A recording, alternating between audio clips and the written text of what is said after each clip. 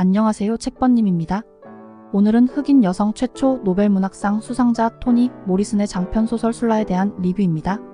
술라는 저자의 두 번째 소설로 1973년 전미도서상 후보에 오르며 호평을 받았으며 이제는 고전의 반열에 오른 작품입니다. 1920년대부터 1960년대에 이르는 시기의 오하이오주 메달리언 보텀 흑인들의 삶을 단짝 친구인 술라와 넬 두 여성의 삶과 사랑 그리고 우정을 중심으로 그려 보입니다. 저자 토니 모리슨은 1931년 미국 오하이오주 로레인에서 태어났습니다. 하워드 대학교에서 영문학을 전공한 후 코넬 대학교에서 윌리엄 포크너와 버지니아 울프에 대한 연구로 석사학위를 받았습니다. 졸업 후 대학에서 문학을 가르쳤고 랜덤하우스 출판사 편집자로 일하며 본격적으로 글을 쓰기 시작했습니다. 1970년 첫 작품인 가장 푸른 눈을 발표했으며 1973년에 출간한 두 번째 소설 술라가 전미도서상 후보에 오르며 평단의 주목을 받았습니다. 그 후 솔로몬의 노래가 전미도서 비평가 협회상을 수상하고 뉴욕타임스 베스트셀러에 오르며 대중적으로도 성공을 거두었습니다. 토니 모리슨은 1988년 빌러비드로 퓰리처상, 미국 도서상, 로버트 F. 케네디상을 수상했습니다.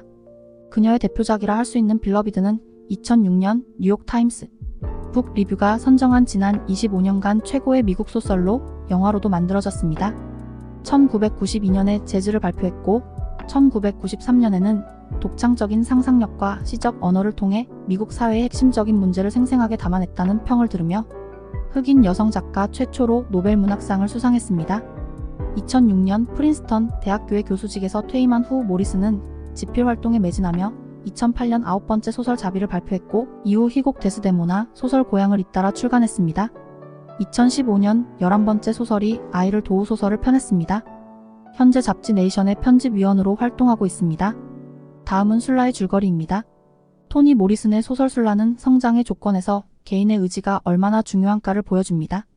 술라와 넬은 흑인으로 12살 때부터 단짝 친구입니다. 이들은 인종차별이 심했던 1920년대 사회에서 그리 행복하지 않은 가정의 소녀들입니다.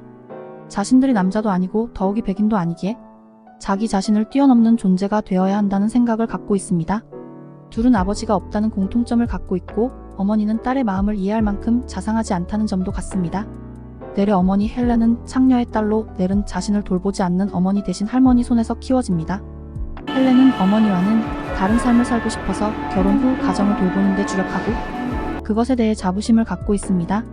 넬의 집은 항상 필요 이상으로 깨끗이 정돈되어 있고 지켜야 할 규칙이 많습니다. 하지만 넬은 풍채가 좋고 당당한 어머니가 기차에서 흑인이라는 이유로 차별을 받으면서도 순종하는 모습을 보고 그 이중성에 실망합니다.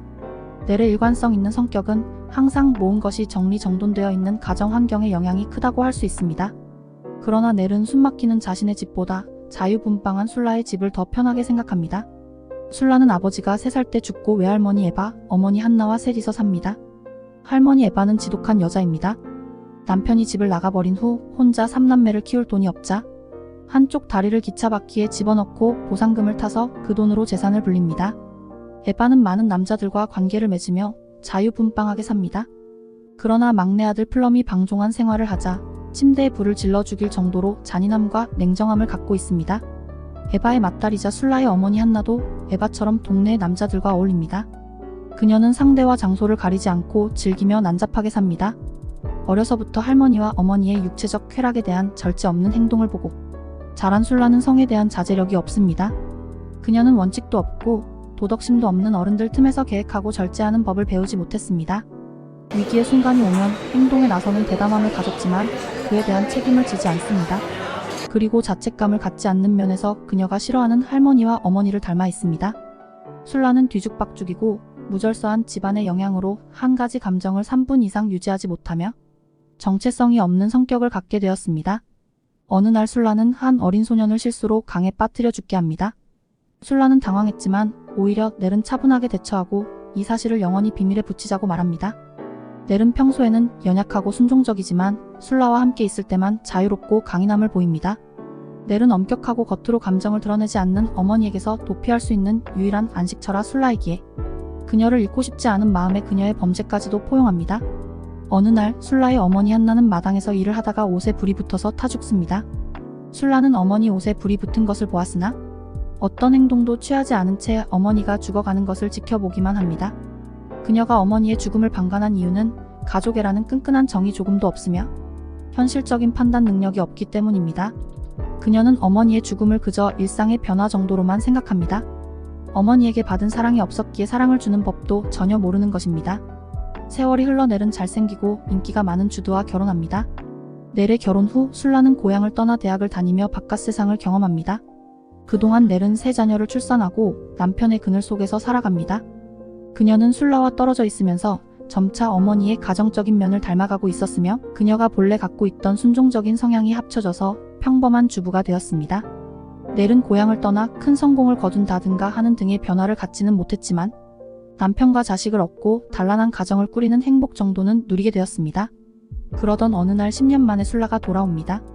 넬은 술라가 돌아왔다는 사실 자체로 기분이 좋아집니다. 여러 해 동안 회색빛처럼 느껴지던 지루한 삶에 갑자기 활력이 느껴집니다. 하지만 막상 술라를 만나자 오랜 공백으로 인해 어색하기만 합니다. 술라의 귀향은 동네 사람들에게 큰 관심거리가 되어 사람들은 그녀의 일거수일투족에 관심을 갖습니다. 그녀는 병에 걸린 할머니 에바를 아무렇지 않게 요양원으로 보내버립니다. 그리고 동네 남자들과 어울리기 시작하더니 넬의 남편 주드와도 관계를 갖습니다.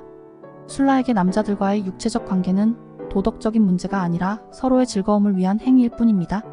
동네 사람들은 양심의 가책도 없이 할머니를 요양원에 보내고 행실이 불량한 술라를 마녀라고 비난하지만 술라는 상관하지 않습니다. 뻔뻔한 술라의 태도를 보며 사람들은 기회만 있으면 술라에 대해 험담을 하고 동네에서 일어나는 모든 나쁜 일을 그녀 탓으로 돌립니다. 그리고 점차 그녀를 경계하고 두려워하기 시작합니다. 술라에 대한 경계심은 동네 사람들을 변화시킵니다. 술라가 자신들의 가정에 해를 끼칠 수도 있다는 생각으로 부부들은 서로를 아끼고 자식들을 보호합니다. 그리고 술라의 나쁜 영향을 피하기 위해 마을 사람들은 서로 뭉치며 끈끈한 관계가 됩니다. 결국 술라는 혼자 고립되며 마을 사람들을 단결시키고 있는 셈이었습니다. 상황이 곤란해진 주드는 넬을 떠납니다. 넬은 술라로 인해 자신의 가정을 잃게 된 것입니다. 술라는 에이작스라는 바람둥이 남자를 사귀게 됩니다. 이 만남이 이전과 다른 것은 그녀가 남자와의 관계에서 보다 진전된 감정적 교류를 하게 된 것입니다. 하지만 그들의 사랑은 오래가지 못하고 술라는 버림을 받습니다. 이로 인해 술라는 깊은 상실감을 겪다가 결국 병에 걸립니다. 술라의 병이 깊어져서 회복의 기미가 보이지 않는다는 소식을 듣게 된 넬이 술라를 찾아갑니다. 3년 만의 만남이었습니다. 술라의 지갑에 동전 한 푼 남아있지 않은 처리를 보고 넬은 술라에게 연민을 갖습니다. 외롭지 않은지 묻는 넬에게 술라는 외로움도 내 것이니 괜찮다고 말합니다. 그리고 주드를 포함한 남자들과의 관계에 대해 그것은 사랑이 아니라 자신의 텅 빈 마음을 채우기 위함이었다고 말합니다. 넬은 끝까지 미안해하지 않는 술라의 모습에 분노를 느낍니다. 술라는 죽고 마을 사람들은 그녀의 죽음을 다행스럽게 생각합니다. 심지어 어떤 이들은 기뻐합니다.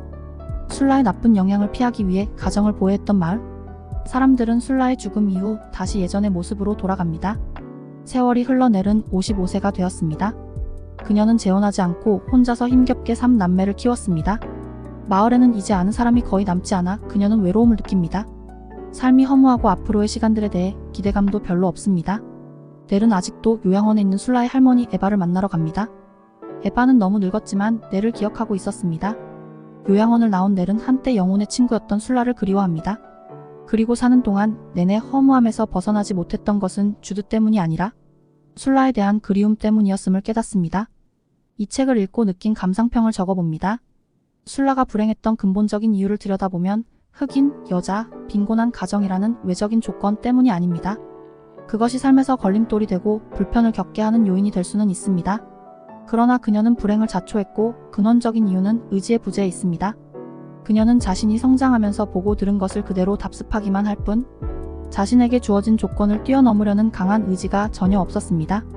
그녀는 살면서 다르게 살 수 있는 기회가 있었습니다. 할머니 에바의 재산으로 무언가를 할 수도 있었으며 대학을 다니기 위해 외지에 나갔을 때 돌아오지 않고 그곳에서 자신의 성공을 위해 더 노력할 수도 있었습니다. 돌아왔을 때도 쾌락을 쫓느라 시간을 보내지 말고 건설적인 무언가를 할 수도 있었지만 그녀의 선택은 어머니나 할머니의 것과 별반 다르지 않았습니다. 그녀의 인생에는 자신의 삶을 바꾸려는 각고의 노력도 없었고 사회적 연대감이나 도덕적 가치조차 존재하지 않았습니다. 그녀의 삶은 우리에게 성장을 위해 중요한 요소 중에 하나는 강한 의지임을 보여줍니다. 어려운 환경을 딛고 성공한 사람들은 강한 의지로 각고의 노력을 했다는 공통점이 있습니다. 19세기 영국을 대표하는 소설가 찰스 디킨스는 집안이 가난해서 어린 나이부터 공장에서 일했습니다. 당시 하층민이 일하는 공장은 더럽고 비참한 환경이었습니다. 올리버 트위스트, 두 도시 이야기, 데이비드 코퍼필드 등 그의 대표작들은 가난한 사람들에 대한 이야기로 자신의 경험이 녹아 있습니다. 방송인 중 가장 큰 성공을 거둔 사람 중에 한 명인 오프라 위프리는 가난한 가정에서 태어나 성폭행을 당해 14살의 미혼모가 된 비참한 과거를 갖고 있습니다. 그러나 이들은 대단한 성공을 거두었고 그것은 전적으로 강한 의지와 피나는 노력으로 이루어낸 결과입니다. 우리는 같은 불우한 환경에서 자랐지만 찰스 디킨스, 오프라 위프리와는 다르게 환경을 극복하지 못하고 삶의 실패자가 된 술라를 보면서 인간의 성장의 중요한 조건은 바로 용기와 결단, 노력임을 깨닫게 됩니다. 구독과 좋아요는 사랑입니다.